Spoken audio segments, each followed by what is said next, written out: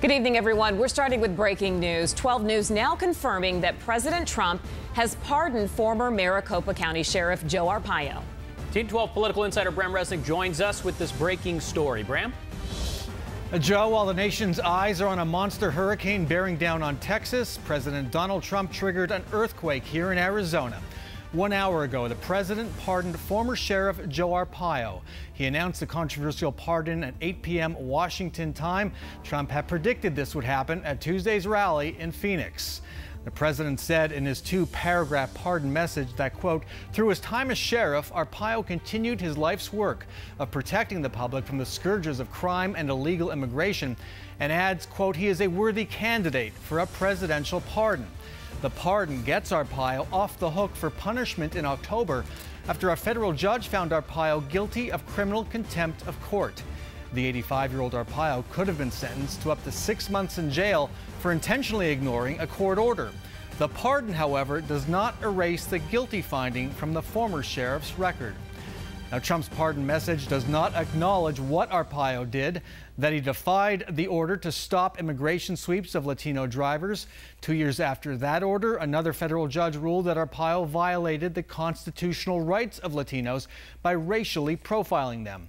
Now, unlike most pardon applicants, Arpaio has never admitted he did anything wrong or showed any remorse. In fact, he's done just the opposite, portraying himself throughout the decade-long racial profiling case as the victim.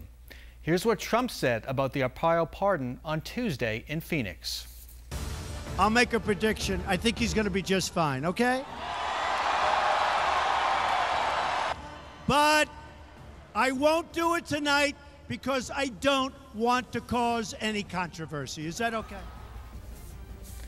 Trump and Arpaio's relationship dates to about 2012 when both were leading birthers, questioning President Obama's birthplace. Arpaio was a leading Trump endorser during last year's presidential campaign, giving Trump credibility on his hardline stance on illegal immigration. What's next? Well, we can expect an outpouring of outrage from Arizona's Latino community and many others. Arpaio, though, still maintains a base of support among Republicans here. NBC News reporting minutes ago, Arpaio says he is pleased by the pardon. Bram Resnick, 12 News. Yeah, Bram, look, often when people don't want to make too much news, they issue big announcements late on a Friday. It's possible here the president is trying to avoid some of the controversy that would obviously come with this. Late on a Friday, and as I said, in the middle of literally a hurricane. This is a very controversial pardon, not just for people on the left or Latinos or on that side, but also for people on the right. The president, in doing this, many agree, is ignoring the way pardons have historically been done by presidents, doing away with all precedent, such as remorse, such as not issuing a pardon until the sentence has been at least delivered, if not served. This completely blows up the way pardons are done, and I suppose no surprise that it's Donald Trump, the disruptor, who does it. Yeah, and I guess supporters will say this. The same constitutional system that found Joe Arpaio guilty is the same system that gives the president this broad power to issue a pardon, right? And so a lot of people obviously cheering for this tonight who have been supporters of the sheriff. Thank you, Bram. We're going to turn now to our guest. That's right. We have Daniel Ortega in the studio with us. He is an attorney as well as an activist. Thank you so much for joining us in the studio. Daniel, tell us, what message does this pardon send to the immigrant and the Hispanic Latino community? Well, first of all, it sends a message that there is no accountability. There's no accountability for violating the law, the Constitution of the United States of America. And quite frankly, Sheriff Arpaio terrorized the Latino community. And when he terrorized the Latino community, he terrorized the county of Maricopa and the whole state of Arizona, not only through his actions, but the $70 million that were spent, okay, because of his terrorist activities. At the end of the day, it sends a bad message to the Latino community, but let's not forget one thing.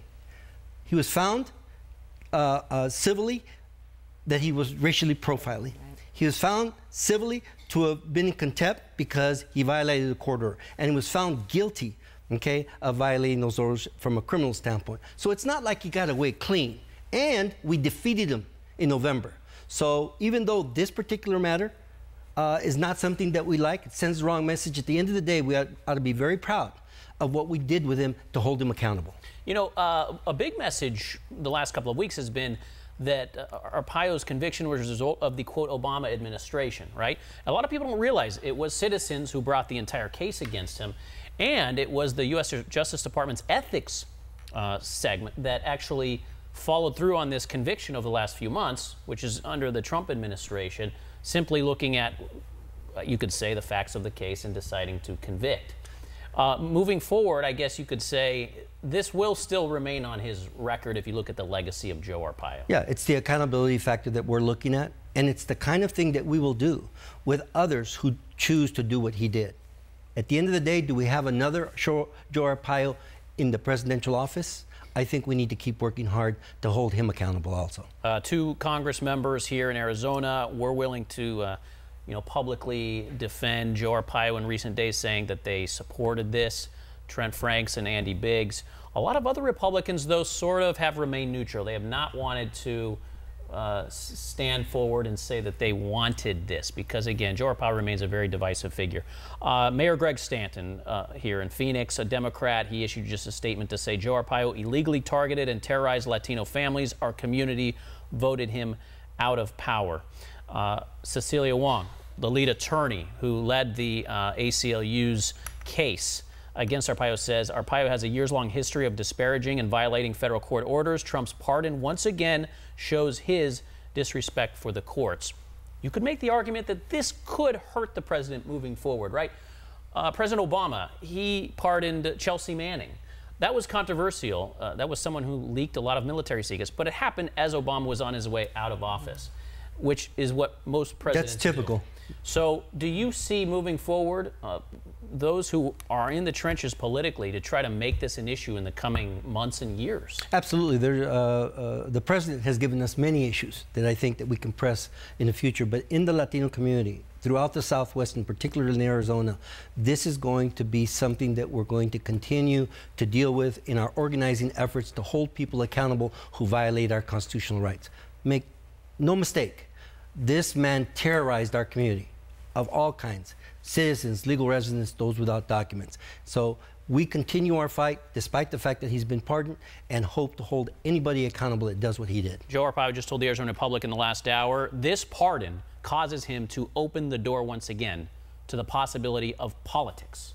Bring him on. He says he wants to go back into the game. Bring him on. We're ready.